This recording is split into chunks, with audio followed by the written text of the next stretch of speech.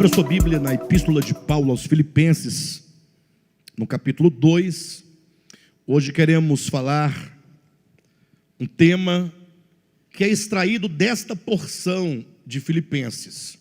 O tema da mensagem diz assim: por isso Deus lhe deu o nome que está acima de todo nome. Por isso Deus lhe deu o nome que está acima de todo nome. Leia comigo, a partir do versículo 5 de Filipenses capítulo 2. Tende em vós o mesmo sentimento que houve em Cristo Jesus, pois ele, subsistindo em forma de Deus, não julgou como usurpação o ser igual a Deus.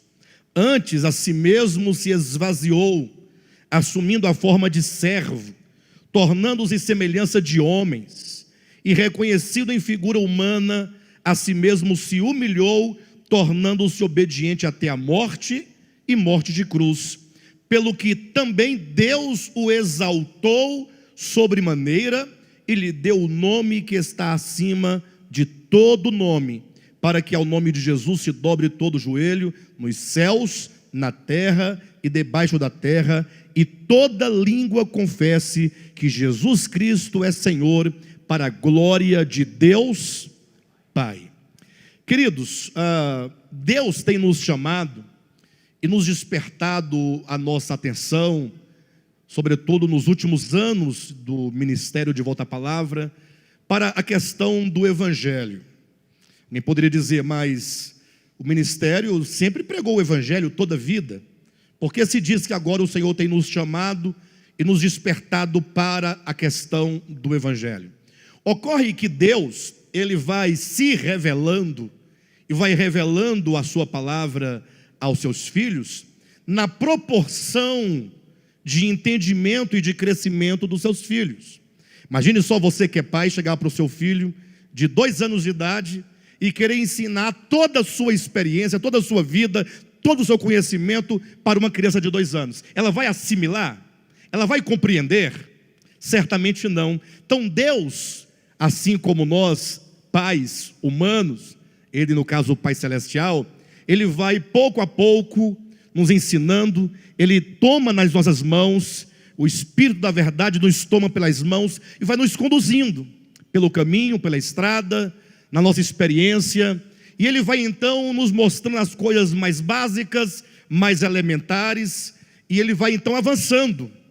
E eu posso louvar ao Senhor, porque agora com 20 anos de ministério podemos ver o tanto de avanço que nós tivemos. E eu digo que de alguns anos para cá, provavelmente de uns 5 anos a 6 anos para cá, o Senhor tem nos chamado a atenção para a essência do Evangelho. Isso porque no meio do cristianismo, enquanto instituição, cristianismo enquanto religião, conforme a tradição, e todos nós homens estamos sujeitos a ficarmos enredados eventualmente, não é? Porque somos seres sociais, mas o cristianismo, ele tem ensinado um evangelho meramente dogmático. Eu quero que você me escute com o seu coração. E a despeito, preste atenção em nome de Jesus, e a despeito do tanto que seja ortodoxa a doutrina, a despeito de o quanto é ortodoxo o ensinamento, a despeito de quão correto seja o conceito acerca disso ou daquilo, enquanto o Evangelho permanece enquanto conceito, enquanto teologia, enquanto mera ortodoxia, ele nada faz em nossas vidas. Isso porque, nesse sentido, há o evangelho dogmático, que é mera doutrina, que é mera confissão verbal, que se encaixa e se enquadra de acordo com a cultura e tradição dos homens, mas há o evangelho de Cristo, de fato e de verdade, que ele não se restringe nem se limita a meros conceitos. Interessante que há um texto, Mateus capítulo 24, versículo 14, quando Jesus fala assim, olha, e este evangelho do reino será pregado a todo mundo para testemunho de todas as nações, e então virá o fim.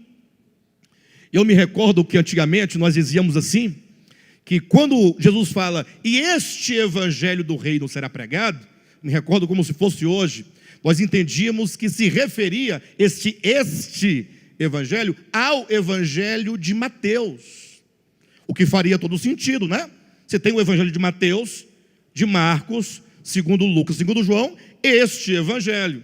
A questão que é muito maior do que esse mero entendimento, é que quando Cristo diz essas palavras, não havia evangelho de Mateus, nem de Marcos, nem de Lucas, nem de João. E, portanto, ele não poderia estar se referindo a um livro que contivesse ali o registro do evangelho. Mas ele fala do evangelho vivo e orgânico, que é ele próprio, que é o próprio Cristo. Cristo enquanto a boa nova, Cristo enquanto a boa notícia, Cristo enquanto a graça, Cristo enquanto a esperança, Cristo enquanto santificação, justificação, enquanto sabedoria, enquanto redenção. Ou seja, o evangelho é o próprio Senhor.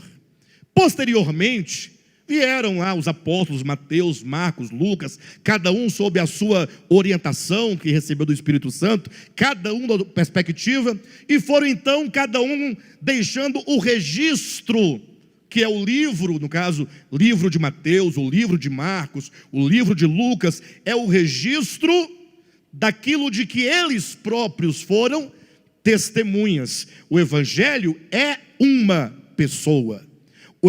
A boa nova não é o registro, mas é o próprio Cristo que veio ao mundo, que se fez carne, e que enquanto o evangelho, ele se dá a nós como boa nova.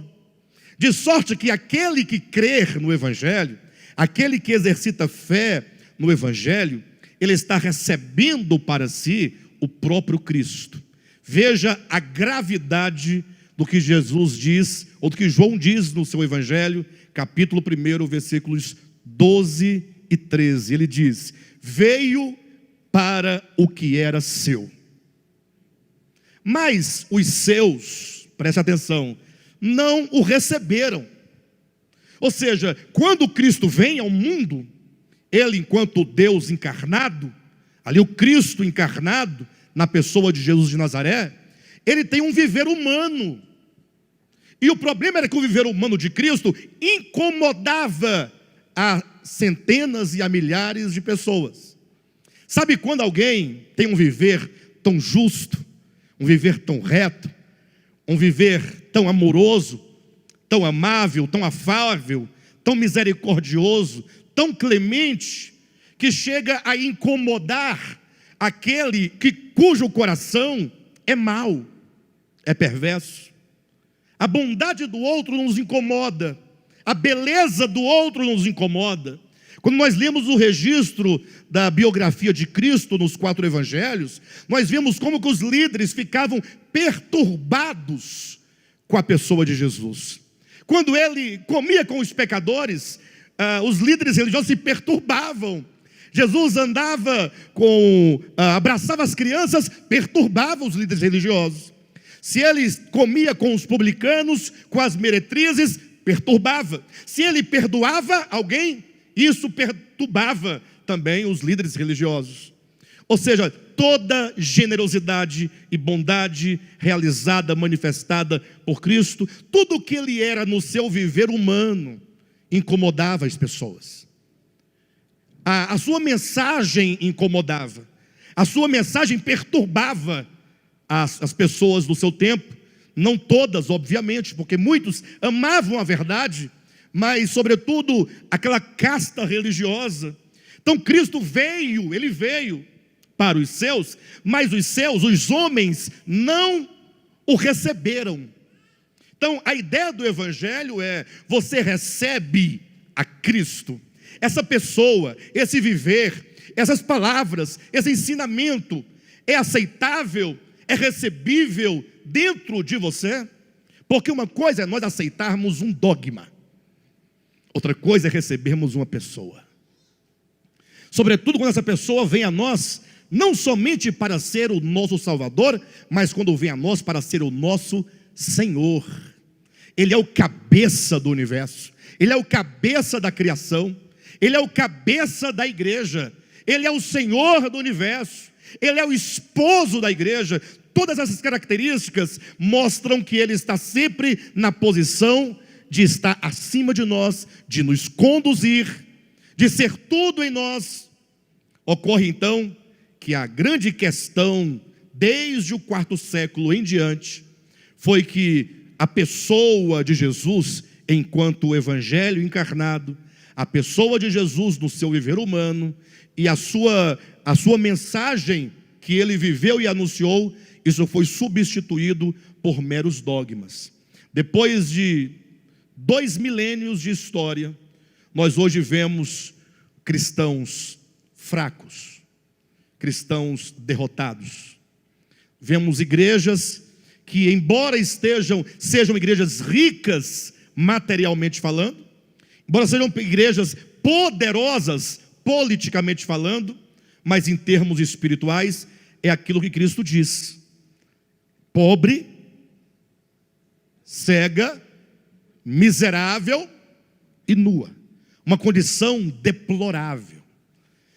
É preciso então que nós venhamos rever a questão do evangelho. E nós estamos então preocupados primeiramente com o nosso próprio entendimento e com a nossa própria experiência, para que nós, compreendendo adequadamente, ao recebermos o Cristo de Deus, como diz, mas a todos quantos o receberam, este que recebe a Cristo, recebe o poder de ser constituído e estabelecido como filho de Deus. Os irmãos têm ideia, olhem para mim, do significado profundo de ser feito, é o que diz a sua versão em português, a todos quantos o receberam, deu-lhes o poder de serem feitos, mas se deve ler literalmente, de serem estabelecidos como filhos de Deus. Sabe o significado profundo disso? Entenda você, em nome de Jesus Cristo, que o próprio Jesus, em Mateus capítulo 5, ele diz que nós devemos amar indistintamente a todos os homens. Como ele fala, porque o Pai Celestial, Ele dá a chuva para bons e maus, e Ele dá o sol para justos e injustos. O que implica isso? Que Ele não faz acepção de pessoas, que Ele não faz distinção de pessoas, mas que para Ele são todos homens que carecem da graça e misericórdia de Deus. É nesse contexto que Jesus diz que nós devemos amar, assim como o nosso Pai Celestial ama indistintamente. E aí ele coloca uma frase intrigante: a fim de que vos torneis filhos do vosso Pai Celeste. Eu vou mostrar para vocês esse texto, eu não ia ler, mas em razão da gravidade do que se diz, eu quero que você olhe na sua Bíblia. Mateus capítulo 5. Eu estou na introdução, tá, amados? Aguenta aí. Quero chegar lá onde nós devemos chegar. Mateus capítulo 5, versículo 43. Você já leu, pastor, você lê esse texto direto, toda hora, mesmo texto. Nós vamos lê-lo até que esse texto se torne uma realidade dentro de nós. Chegará um dia que você será esse texto vivo, orgânico, vivendo, expresso. Ouvistes que foi dito: amarás o teu próximo e odiarás o teu inimigo. Quem já ouviu isso aqui em algum lugar? Quem nunca ouviu? Pastor, não sei a que se refere isso. Ora, nós nascemos ouvindo isso. A igreja ensina isso. Que igreja? Essa aqui não, mas a maioria. Quando é que se ensina isso? Não raras vezes de maneira indireta. Quem aqui ama a irmã Vera? Fica de pé, irmã Vera. Fica de pé. Quem ama a irmã Vera? Diga um amém bem forte. Amém. Todo mundo te ama, Vera. Pode sentar, velho. Agora, olha o que a igreja faz. Sabe até que ponto a igreja ama a Vera? Até o dia que a Vera estiver aqui conosco, sorrindo, ofertando, cantando e apoiando. Se amanhã ela se revolta contra o ministério de Volta à Palavra, aí o que é ensinado de maneira prática? Não falem com ela, aborreçam a ela, se encontrar com ela no caminho, desvia, A própria igreja passa a falar mal dela, pastores passam a falar mal dela. Não é assim que acontece em todos os lugares? Amarás o teu próximo e odiarás o teu. Se tornou inimigo, a gente odeia. Ô TT, não é assim? Rapaz, eu estou com um problema, o que é? Não, fulano, não, mete uma bala na cara daquele camarada e resolve o problema. Não é não? É só você esculhambar ele, esculhamba. Não é assim? Mas não é assim que nós somos. Nós, seres humanos, a nossa cultura nos ensina isso. O evangelho dogmático ensina isso. Mas Jesus fala, 43 do capítulo 5 de Mateus: ouvistes que foi dito, amarás o teu próximo e odiarás o teu inimigo. Eu, disse Jesus, porém vos digo. Em outras palavras, esse porém significa, sabe o quê? Eu não digo como vocês ouviram. Eu não participo, não compartilho, não ratifico, não aprovo o que foi dito. Mas foi, não importa quem disse. Eu, porém, vos digo, amai os vossos inimigos e orai pelos que vos perseguem, para que vos torneis. Está na sua Bíblia essa expressão? Para que vos torneis, o quê? Filhos do vosso Pai Celeste. Alguém aqui já ouviu, em algum lugar, Jesus dizendo, filhos do diabo? Quem vos induziu a fugir da ira vindoura? Salvo engano, foi João Batista diz isso. Jesus também, no capítulo 8 de João, também diz isso. Ora, mas como assim? Filhos do diabo? Para que vos torneis filhos do vosso Pai? E aí a teologia dogmática fala assim, não, todos os homens são filhos do diabo. Por quê? Não, porque é do diabo.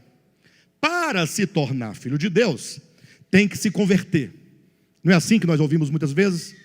Mas nós vamos encontrar o testemunho do próprio Jesus, dizendo muito antes da sua morte, muito antes do Pentecostes, muito antes do Espírito ser derramado, do Espírito ser dado enquanto regeneração, quando ele dizia assim, olha, quando vocês orarem, vocês devem orar dizendo assim,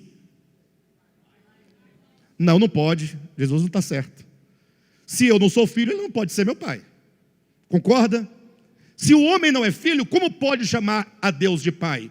Quando Cristo diz, dizei Pai Nosso, ele está dizendo, todos os homens são filhos do Pai Celestial. A não ser que a sua religião seja tão sectária que você diga, todos os não crentes estão proibidos de orarem a Deus chamando-o de Pai.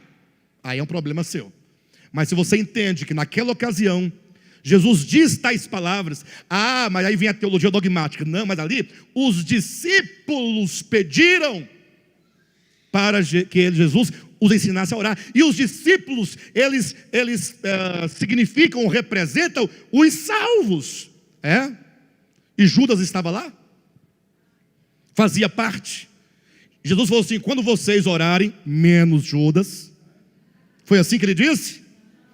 Bem, para resolver o problema, em outro lugar, Mateus capítulo 9, Jesus dizendo agora a escribas e fariseus, repreendendo-os, inclusive ele diz, a ninguém chameis de pai, porque um só é o vosso Pai que está nos céus.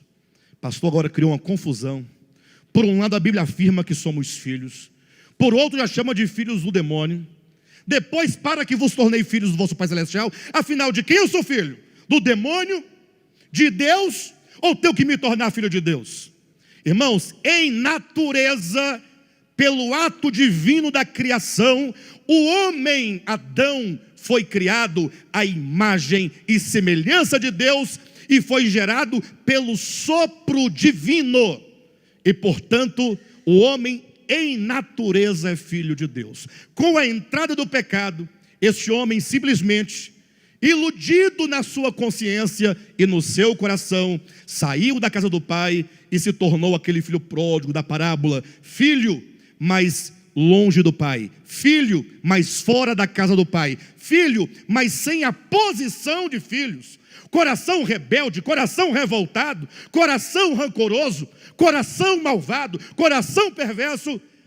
Tal coração é que Jesus fala, essa atual consciência caída, que não é algo da natureza, mas é uma condição psíquica e espiritual de afastamento de Deus, é que diz, filhos do diabo. Sempre que eu não reflito aquilo que o meu Pai é, que é o Pai eterno, que é o Pai celestial, sempre que eu manifesto a partir do meu coração, qualquer coisa que esteja em desarmonia com o Pai celestial, eu estou como filho do diabo, filho das trevas. E eu preciso, portanto, de voltar. Tudo o que precisava o filho pródigo fazer era o quê? Voltar para casa, retomar o seu lugar, retomar sua posição. Quando ele retorna, há 3 elementos que representam esse ser constituído como filho, ser colocado na posição de filhos. O pai o abraçou, o beijou, e o que ele fez? Colocou sandálias nos pés, símbolo de quê? Da filiação, porque os escravos não usavam sandálias. Colocou-lhe uma roupa nova, bonita, é o símbolo da justiça. E agora o mais importante, pegou o anel de autoridade do pai e colocou no dedo do filho, porque agora esse filho foi restituído.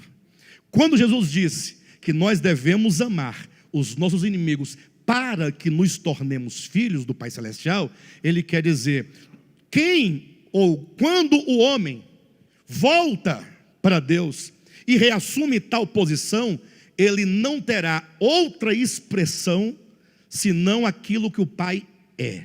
Assim como o Pai ama os homens, maus e bons, justos e injustos, indistintamente, aquele que se torna filho em posição, aquele que se restaura com Deus, que se reconcilia com Deus na sua consciência, não terá outra expressão senão amor.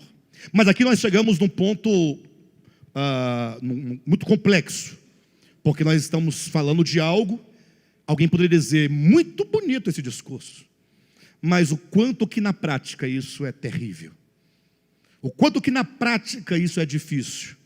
Me recordo que eu estava numa reunião como esta, em um outro lugar, e um irmão pregava o que eu estou pregando aqui, no sentido do amor de Deus, e um outro se levantou no meio, ele levantou, ficou-se de pé, levantou a mão e falou assim, você vive isso aí que você prega? Acreditam nisso? Isso eu presenciei. Ficou aquela coisa sem jeito, sem graça, né? O pregador ficou desconcertado, até porque a ideia é de que se o pregador está dizendo, ele deve viver aquilo. Mas eu estou dizendo de pessoas. Você é pessoa, eu sou pessoa, nós somos pessoas, e portanto nós temos uma dificuldade, temos um problema. Todos nós temos um problema. Não estou pregando para vocês, eu estou pregando para nós. E portanto é preciso que eu entenda, e que você entenda, que quando nós chegamos nesse ponto de precisamos amar, nós começamos a ouvir isso coercitivamente. Você tem que amar. A partir do momento que eu tenho que amar, você sabe que tem que amar. Mas não é assim que as coisas acontecem. Ou é? Ninguém amará o outro coercitivamente. Imagina você chegar para uma pessoa, alguém que tem algum inimigo, alguém que te odeia, te aborrece, quer te matar. Quem tem? Uma pessoa só. Me ajuda aí. Uma pessoa levanta a mão, pronto, Marco Serra. Tem um inimigo. Marco Serra, esse indivíduo aí, ou indivíduo, não sei quem é, você tem que amar. Acabou. Aí vai dizer, eu sei, eu quero saber o que eu vou fazer para que isso mude. Não adianta estabelecer a doutrina. Não resolve. O que fazer diante dessa situação? Bem, se nós queremos entrar na glória, devemos saber o caminho. Lembram lá do texto, Jesus ressuscitado? Olhem para mim, eu dizia agora há pouco que Jesus é o Evangelho, sim ou não? O Cristo de Deus vivo, orgânico, Ele é o Evangelho. Então o Evangelho, falando de si mesmo enquanto Evangelho, Ele diz para aqueles 2 discípulos do caminho de Emaús: vocês não lembram que eu dizia já antes de tudo, que era necessário que o Filho do Homem, portanto o Evangelho, este é Evangelho, que Ele padecesse, que Ele morresse, que Ele fosse envergonhado, que Ele fosse cuspido, que Ele fosse insultado, e que Ele ressuscitasse e entrasse na sua glória? Quando Ele diz que era necessário, pensa comigo, se o Filho de Deus era necessário passar por isso, será que o Evangelho me propõe algo diferente disso? Essa é a grande questão. Abra sua Bíblia em Filipenses, ou melhor, Hebreus capítulo 12, versículo 1 em diante. Preste atenção. O link para esse texto foi o que eu disse. Se Cristo, sendo o próprio Evangelho, que se encarnou, se foi necessário que Ele sofresse a ignomínia, a vergonha, os maus tratos, não é? Que Ele fosse preso, insultado, e morresse para entrar na glória, o Evangelho nos proporia coisa diferente daquilo que Cristo passou. Leia comigo. Portanto, também nós. Então você está incluído aqui, não está? Portanto, também nós, visto que temos a rodear-nos tão grande nuvem de testemunhas, desembaraçando-nos de todo o peso e do pecado que tenazmente nos assedia, corramos com perseverança a carreira que está proposta. Primeiro ponto, a vida cristã é uma carreira. Nós estamos numa corrida, ou seja, existe um alvo a alcançar. E é preciso nós entendamos, quando você ouve o Evangelho e compreende o Evangelho, saiba, se você já estivesse lá, não estaria aqui. Ué, mas não é não? É aquela música, quem foi, foi, quem não vai, fica. Mas é lógico, se você já está no alvo, por que você estaria ainda na corrida? A corrida é para quem ainda tem aonde chegar. Então não se desespere, porque nós temos ainda algo a ser alcançado.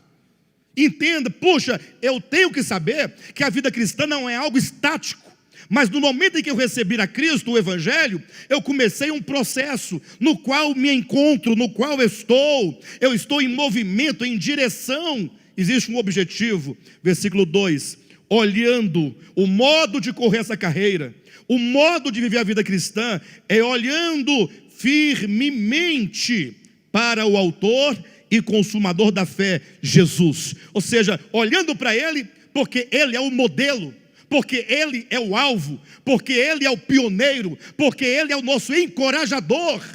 Não desanime, não pare, não se desespere, porque eventualmente você pode achar tão pesado e falar assim, eu não vou continuar, vou parar, não consigo. Ou você pode pensar, não, eu vou desistir porque é muito longe esse caminho, é muito árduo, ou esse caminho não é para mim, porque quando eu olho para os meus defeitos, eu vejo que não vai por aí. Olhando firmemente para o autor e consumador da fé, Jesus, o qual, preste atenção, em troca da alegria que lhe estava proposta, e começa um jogo de contrários, preste atenção, em troca da alegria que lhe estava proposta. Nós sempre vamos estar diante de uma alegria possível e de um abrir mão dessa alegria possível em prol do outro. Porque quando eu tenho um problema com o bispo Josué, lógico, teoricamente, que nós não temos problema, né, pastor Josué? Graças a Deus, nunca tivemos, né? Temos uma ótima e excelente relação. Mas quando eu tenho um problema, a primeira coisa que vem ao coração do homem caído, eu posso desprezá-lo, abandoná-lo, chutá-lo, para que o meu ego se sinta o quê? Confortável, satisfeito, paguei, me vinguei, para ficar esperto, cachorro, não é? Ou, em troca desta alegria, eu posso, como diz o texto, obviamente eu estou fazendo um paralelo, né? em troca da alegria que lhe estava proposta, suportou a cruz. Ele abre mão de si. Está dizendo que isso aqui é o evangelho apresentado. O que é o evangelho? É que sendo ele, falando de Cristo, sendo Deus, estou dialogando com o texto inicial de Filipenses, sendo ele Deus, em unidade com o Pai, na glória do Pai, no seio do Pai, pois ele não tinha nenhuma necessidade, nenhuma, de descer aqui embaixo, nessas regiões inferiores da terra. Ou você acha que ele, de si mesmo, precisava disso? Olha só qual era o meu conselho se eu estivesse lá, quando fosse para ele vir. Para de bobagem, rapaz, ó, faz o seguinte, acaba com aquele povo, é rápido, toca fogo na terra, não fica ninguém, começa de novo, poxa. Você tem o poder, eu falaria, mas é assim que nós falamos sempre. Está lá a Vera, pastor, estou com um problema no casamento, meu casamento está assim, acaba com esse casamento, arruma outro, rapaz, para, isso não presta não. Mas nós não somos assim, pessoal. Nós não acreditamos nas pessoas, não valorizamos, não amamos, a gente tem uma maneira sempre muito rápida de resolver. A melhor coisa é o seguinte, vira a cara, ignora, pronto, acabou. Finge que não existe, estará resolvido o seu problema. Aí você fica agora uma pessoa amarga, angustiada. Você não sabe, mas lá no fundo, você tem um problema. E esse problema no coração, ele te adoece.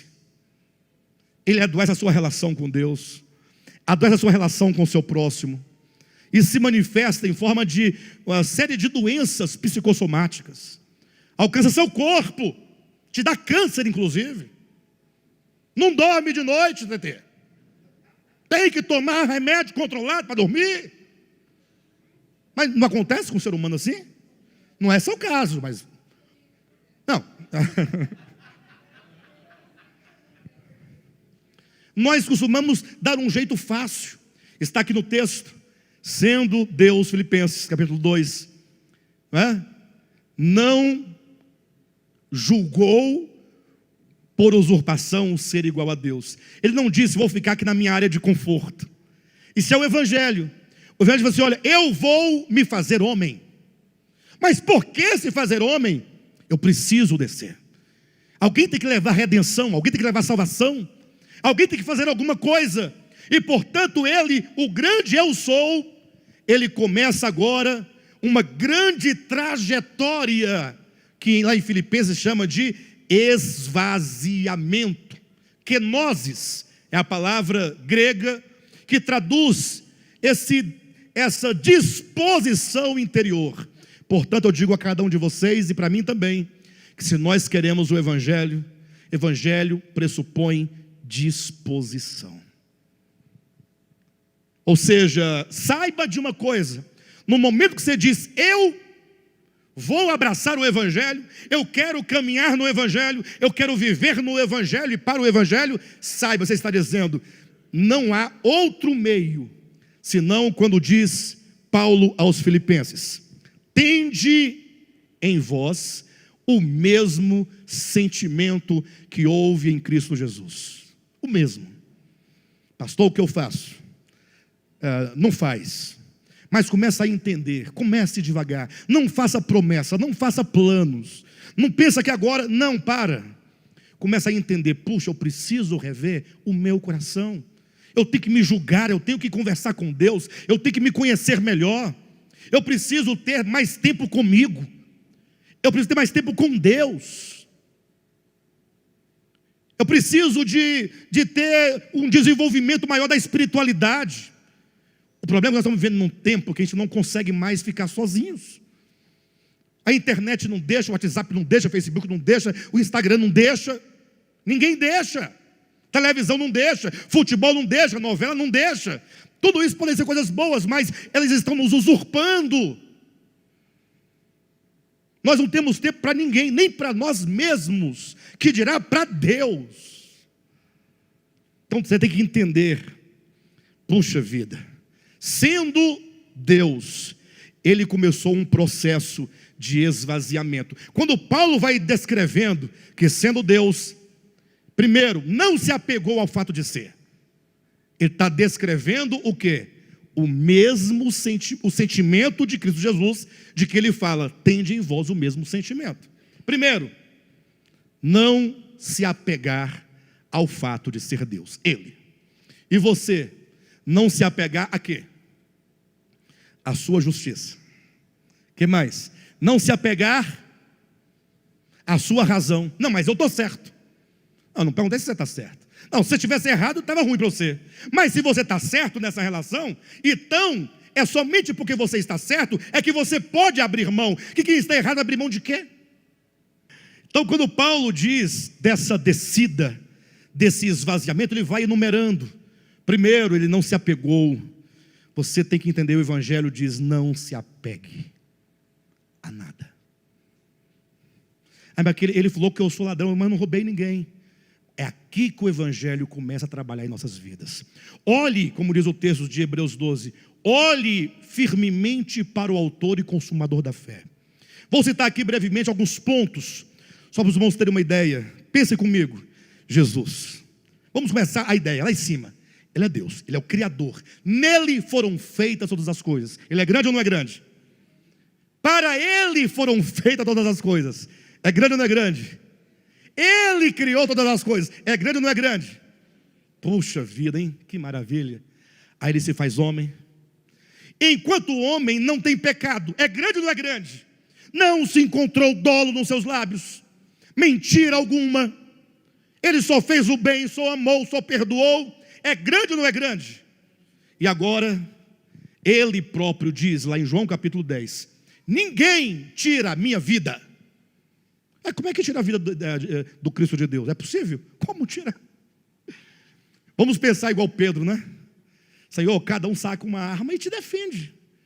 Não, ninguém tira a minha vida. Jesus foi preso. Não, ele se entregou.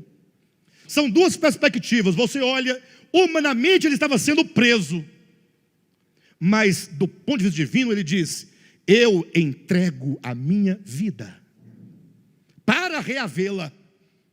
Então é voluntário, não é coercitivo.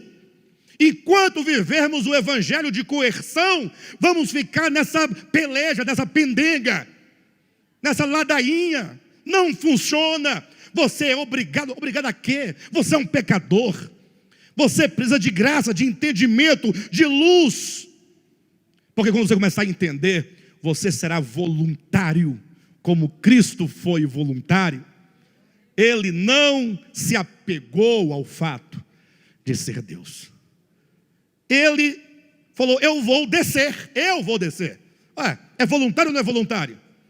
Então você imagine só, esse grande Deus aqui embaixo, encarnado.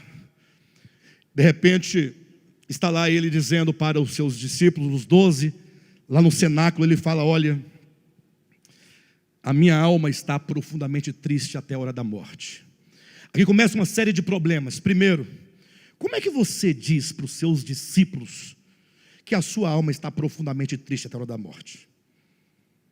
Por que você conta a sua fraqueza? Não tem essa ideia? Não tem. Que conselho você daria para Jesus? Jesus fala o seguinte, eu sei, não precisa falar. O que o discípulo vai pensar de ti? Como é que você quer que o discípulo te siga, se você que é o Senhor, está com a alma profundamente triste até a hora da morte? Fique com sua alma triste, morra, mas não diz nada. Preserva os discípulos. Mas é porque essas palavras, elas implicam no nosso coração a dúvida.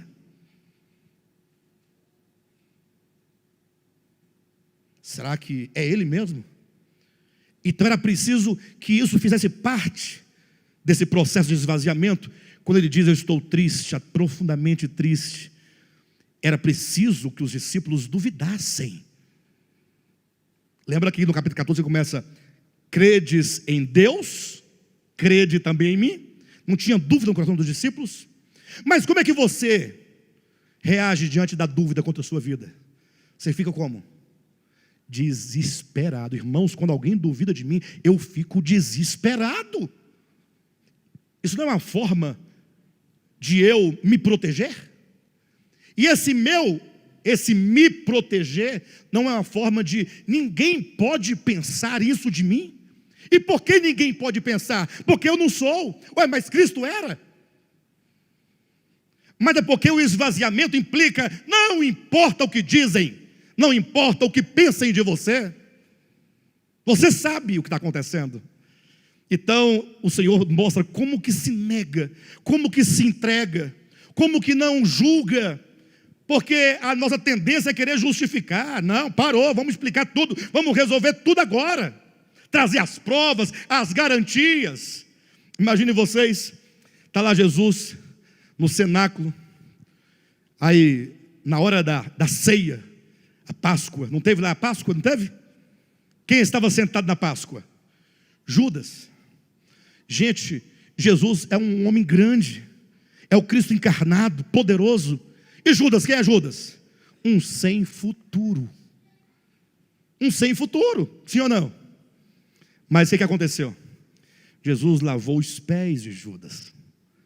Imagina eu sentado lá, eu, Josué, Jair, Cádimo, os 12 apóstolos, né? E Maria Madalena não estava lá, Maria não estava lá. Não estava, estava só os 12. Imagina só, e o Jailson me cutucando, o que foi? Olha lá, lavando os pés de Judas, aquele vagabundo safado, porque Judas era ladrão. Diz a Escritura, o próprio Cristo diz, Judas era ladrão. Ele era o tesoureiro, para quem não sabe, do ministério de Cristo. As ofertas entravam e ele pegava. Quando aquela mulher derramou sobre Cristo aquele bálsamo, aquele perfume caríssimo, Jesus falou assim: opa, parou, isso é um desperdício, vende e traga o dinheiro para a tesouraria. E Jesus sabia de tudo isso, e lava os pés. Isso não é, sendo não se aferrou ao fato de ser? Aí está lá Pedro no pátio, Jesus sendo cuspido, insultado, e Pedro fala o quê? Não conheço aquele homem. Mas Jesus já sabia, ele falou antes: Pedro, Pedro, presta atenção, antes que o galo cante, tu me negarás 3 vezes. Já sabia. E diante desse quadro, como é que ele olha para Pedro? Como é que ele olha para Pedro? Se fosse eu, falava: Pedro, você não serve para ser meu discípulo. Não dá. Como é que você vai ter um discípulo que na hora que a coisa pega, diz que não te conhece? Hein? Você vai querer? Não, fala. Você quer, Tetê? Quer, Jailson? Quer, bichinha? Fala. Você quer? Quem aqui quer um discípulo, um funcionário, uma esposa, ou que quando a coisa pega, arregão é o quê? Arrega, cai fora. Não, não é nem cair fora. Fala, não, isso aí nunca nem vi, estou fora. O pior é isso. O pior não é abandonar, é olhar na tua cara, não te conheço, poxa, e começar a espraguejar. Puxa vida, esse é o modelo, Jesus. Agora imagine só, quando Jesus foi preso. Não dá. Chegaram lá, Judas chega, beija Jesus com a maior falsidade, maior pilantragem. Desculpa, mas não é pilantragem, não? Ô, pastor, me perdoa a palavra, mas não é palavrão, pilantragem, é uma expressão forte, né? É muita sacanagem, aí piorou. Mas aí vem lá o camarada, rapaz, beija, e o pior, uma turma, cada um segurando um pedaço de pau na mão. Jesus fala assim: olha, vocês vieram pegar um cão, um cachorro, com paus e cordas? Não, eu estou atrás de Jesus de Nazaré. Ele falou assim: eu sou. Ele dá um passo à frente, não atrás. Ele se entrega. Os camaradas amarram, batem, cospem, xingam, humilham. Levaram Jesus para ser julgado. Para com isso. Para com isso, gente, ser julgado. Imagina um tanto de pecadores, tudo julgando a Cristo. Isso é de uma... Mas ele permanecia como? Calado. Não dizia palavra alguma. Levaram-no ao Calvário. Fizeram toda uma obra de escárnio. O carnaval nascia ali, se bem que nasceu bem antes, né? Mas era uma cena carnavalesca, de fato e de verdade. Porque zombaram, ele disse que é rei, o rei tem que ter uma coroa. E deram-lhe uma coroa de espinhos para zombar. Eu não penso nem na dor física, tudo bem, teve dor física, mas não existe dor maior do que essa dor psicológica, da ignomínia, da vergonha. O rei tem que ter um manto, aí colocaram lá um manto, um cetro, deram uma cana para ele segurar. Verdade. Batiam na cabeça dele com uma cana, cuspiam-lhe a face. Pense nisso. E ele pegou a cruz, foi ao Calvário, estava lá ele crucificado, sendo crucificado. Duas coisas aconteceram, que é para... Lá estava ele, de repente ele diz: meu Deus, por que me desamparaste? Jesus, para que dizer isso, Jesus? Puxa, a coisa não está boa para o seu lado. Você ainda fica falando demais. Não é para, aí vem o teólogo, né? É para se cumprir. Era para se cumprir, está certo. Mas ele não podia ter feito uma escritura diferente? Para que se expor? Agora você imagine só, a ver todinha dizendo do Pai, do caminho da salvação. Agora ele crucificado, ele disse: por que me desamparaste? Aí os incrédulos falaram assim: olha aí, eu falei, se o próprio Pai, de quem ele disse ser filho, o desamparou, que espécie de gente ele é? Você, Vera, estaria lá, e ele dissesse: o Pai me desamparou, você vai segui-lo? Se o Pai desamparou o filho, quem é que vai seguir um desamparado? Me responda. E por que ele disse isso? Além de cumprir a escritura, porque com isso ele recebe todas as inglórias, as ignomínias, toda a vergonha, todo o esvaziamento. Ele chega no fim de toda e qualquer renúncia, para mostrar que a cruz implica: você não deve se apegar nem ao que você não é, e não deve lutar e brigar pelo que você não é. Estavam lá os chefes da sinagoga: se tu és o Filho de Deus, desça daí. Eu imagino, como diz um certo escritor, que talvez muitos líderes ali tivessem com medo, ali no seu coração, de que ele descesse. Vai que ele desce, agora complica para o nosso lado. Mas não, ele aceita o desafio e aceita a derrota proposta. Porque se ele é filho, ele desce. Se ele não desce, ele não é filho. E ele tem que continuar filho, sendo visto como não filho. Isso é negar. Puxa vida. Nós temos que pensar o Evangelho. Quero finalizar lendo com vocês capítulo 12 do Evangelho de João, versículo 24. Nós vamos chegar lá, queridos. Não vamos? Estão animados para chegar lá? Estamos na carreira, não pode parar. Capítulo 12 do Evangelho de João, versículo 24 e 25. Jesus havia acabado de ressuscitar a Lázaro. Eu estou apontando vários pontos e momentos em que Jesus mostra esse abrir mão de si. Ele tinha acabado de ressuscitar a Lázaro, havia alguns dias. Então estava no auge do ministério de Jesus. Sabe, uma pessoa chega no clímax, todo mundo falava dele. Quando ele ressuscitou a Lázaro, era notícia, porque nunca houve na história alguém que fosse ressuscitado estando já há 4 dias sepultado. Então foi um milagre glorioso e grandioso.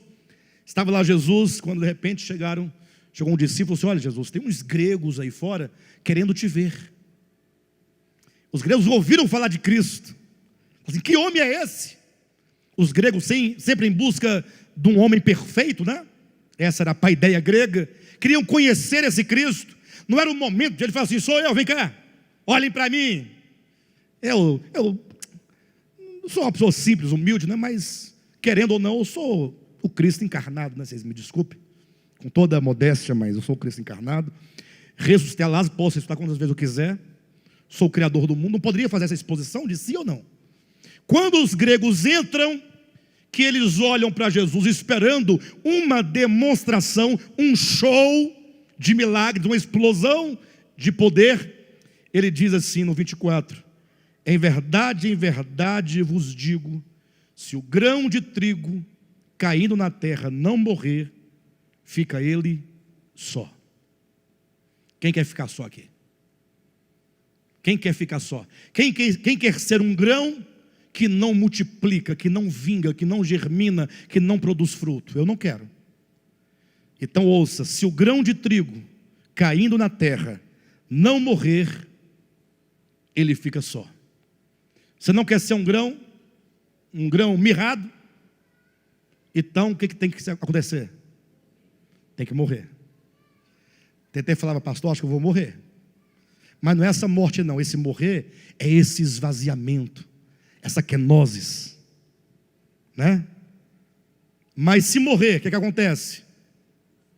Olha na sua Bíblia: mas se morrer produz muito, e quem ama a sua vida, perde-a, mas aquele que odeia a sua vida, neste mundo, preservá-la-á para a vida eterna. Está dizendo: se você não passar pelo processo de kenosis, pelo processo do esvaziamento, você não ganhará a vida.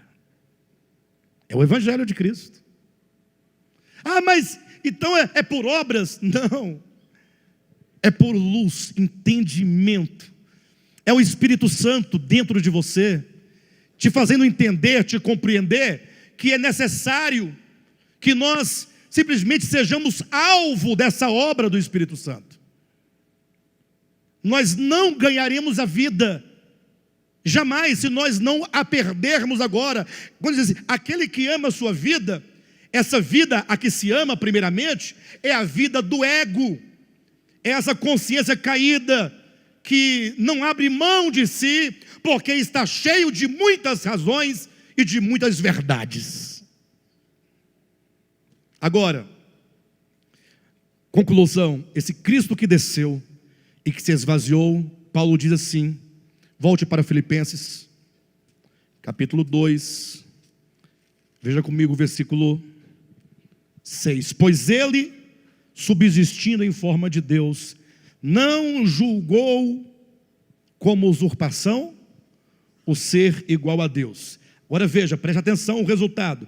Antes, a si mesmo se esvaziou, assumindo a forma de servo, tornando-se semelhança de homens e reconhecido em figura humana, a si mesmo se humilhou, tornando-se obediente até a morte e morte de cruz.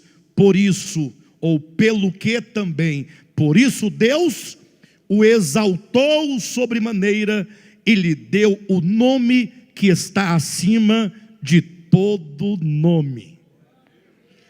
Esse é o resultado do esvaziamento. O Eterno desceu ao nadir da existência humana, ao nada absoluto, porque ele desceu até os infernos, ele morreu, e agora ele começa a sua ascensão para entrar no pleroma da sua glória, na plenitude do que ele é.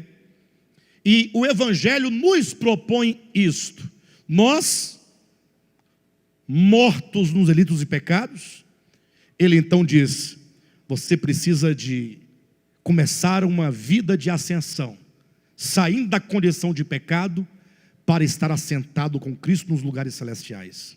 Mas esse processo de ascensão, de que somos convidados a fazer, Efésios capítulo 2, não acontece se não houver o esvaziamento.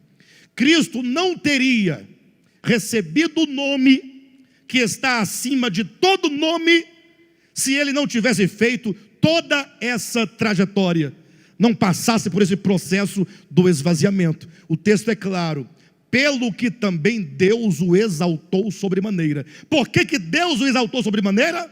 Porque ele, sendo Deus, não se apegou, mas se esvaziou, mas desceu, mas foi humilhado, ele se entregou, e por isso o Pai o exaltou sobremaneira, lhe dando o nome que está acima de todo nome. Amém, queridos? Esse é o Evangelho. Somos todos convidados a exercitar fé nele. Amém?